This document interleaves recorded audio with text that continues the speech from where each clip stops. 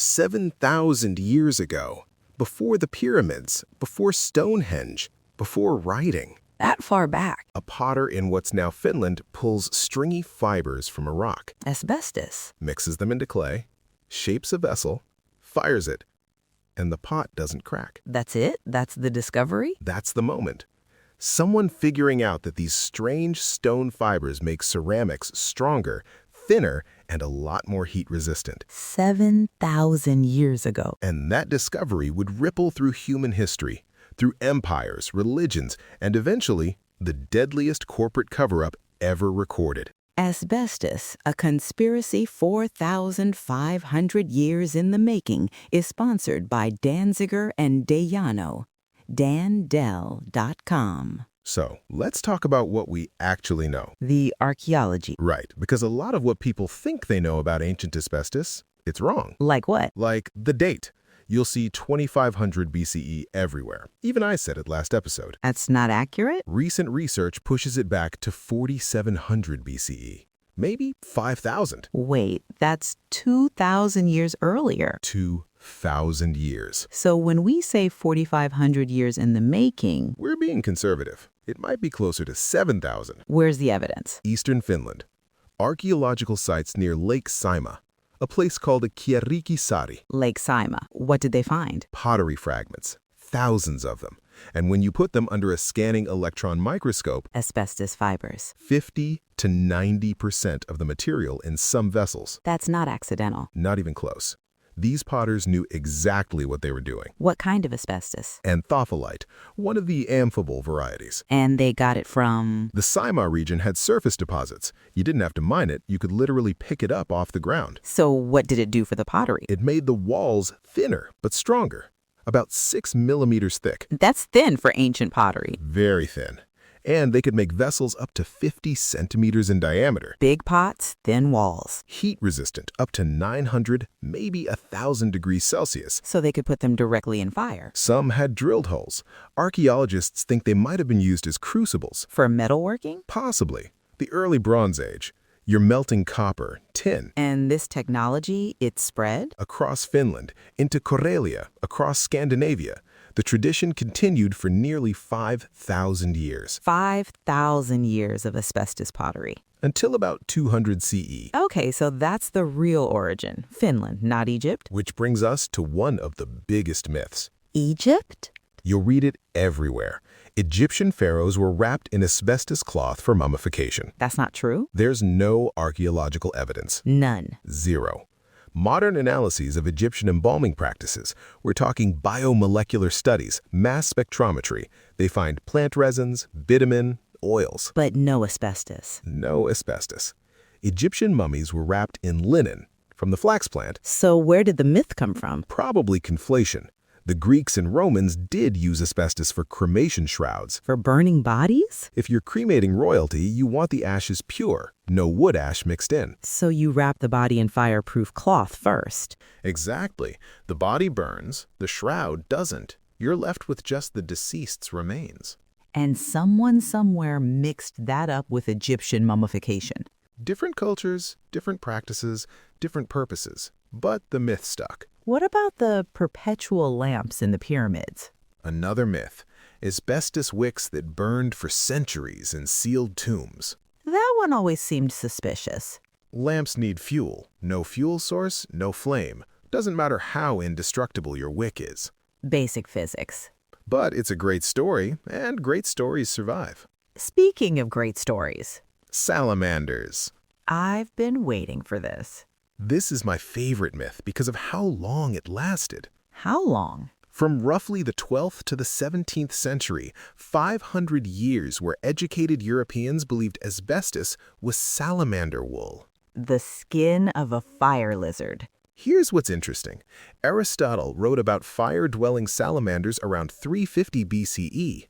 So is ancient Greek. But he never connected salamanders to asbestos. That part came later. When? The critical document is something called the Letter of Prester John. Who's Prester John? Nobody. He didn't exist. Wait, what? It's a forgery. Around 1165, someone created a fake letter supposedly from a Christian priest king in the East. A medieval hoax. A wildly popular medieval hoax addressed to the Byzantine emperor described a magical kingdom full of wonders. Including salamanders? The letter describes worms called salamanders that can only live in fire. Worms? And it says they build cocoons, like silkworms, that are unwound and woven into cloth. Salamander silk. Cloth that gets thrown into flames to be cleaned. That's asbestos. That's exactly what Pliny described. Right, but now it's got a magical origin story. So a 12th century forgery invented the salamander-asbestos connection. And it took off. Medieval natural histories started depicting salamanders as furry creatures. Furry? Because salamander's wool. If it's wool, the animal must have fur. That's creative reasoning.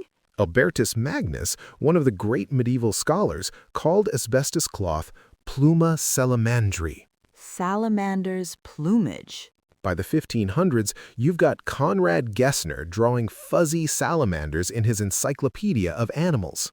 Even though actual salamanders are smooth-skinned amphibians. Nobody was checking. When did it finally get debunked? Well, Marco Polo tried in 1280. Tried? He visited a Chinese asbestos mine, watched them process the mineral, wrote it all down. What did he say? The real truth is, the salamander is no beast. It is a substance found in the earth. Pretty clear. And he even explained, it can be no animal's nature to live in fire, seeing that every animal is composed of all the 4 elements. Medieval logic. Fire, water, earth, air. Nothing made of those elements can survive in flames. Exactly, but nobody listened. Why not?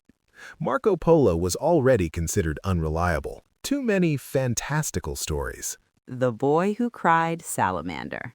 So the myth continued. 300 years later, you've got Benjamin Franklin selling salamander cotton purses in London. In the 1700s? In the 1720s, Enlightenment-era Europe and the founding father of American science is still using the salamander marketing angle.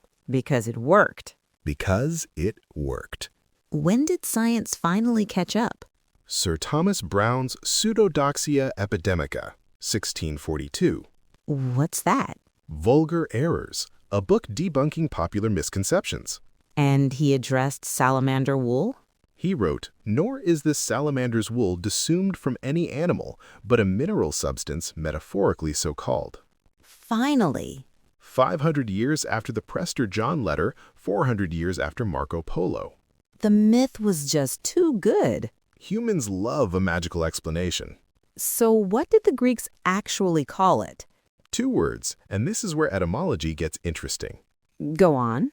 The original Greek term was amiantos. Amiantos.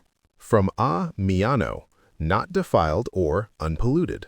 Because it came out of fire unmarked. Clean, pure, uncontaminated by the flames. And asbestos? Different word entirely. Asbestos means unquenchable. Inextinguishable. But here's the thing. The Greeks applied that word to quicklime, calcium oxide. Not the mineral fiber?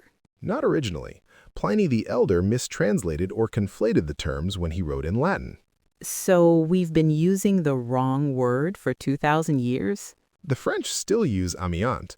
The Italians say amianto, the original Greek term. And English went with the mistranslation. History is messy.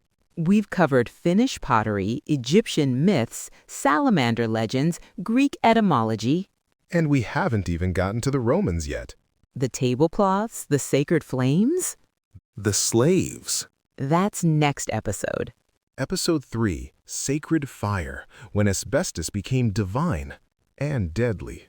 If you or someone you love has been diagnosed with mesothelioma or any illness related to asbestos exposure, you deserve to know your options. Asbestos, a conspiracy 4,500 years in the making, is brought to you by Danziger and Dayano, a nationwide mesothelioma law firm with over 30 years of experience and nearly $2 billion recovered for asbestos victims. For a free consultation, visit dandel.com. Next time on asbestos, a 4,500-year conspiracy. Athena's golden lamp. A wick that burned for centuries. And the Vestal Virgins? A flame that cost lives to maintain. Stakes. Let it go out, buried alive. But there's more, right? The health evidence. Here's the thing everyone gets wrong about Pliny the Elder. What? That sickness of the lungs passage, the slaves wearing masks, That's the famous quote. it's been misattributed for over a century. Next episode, we set the record straight.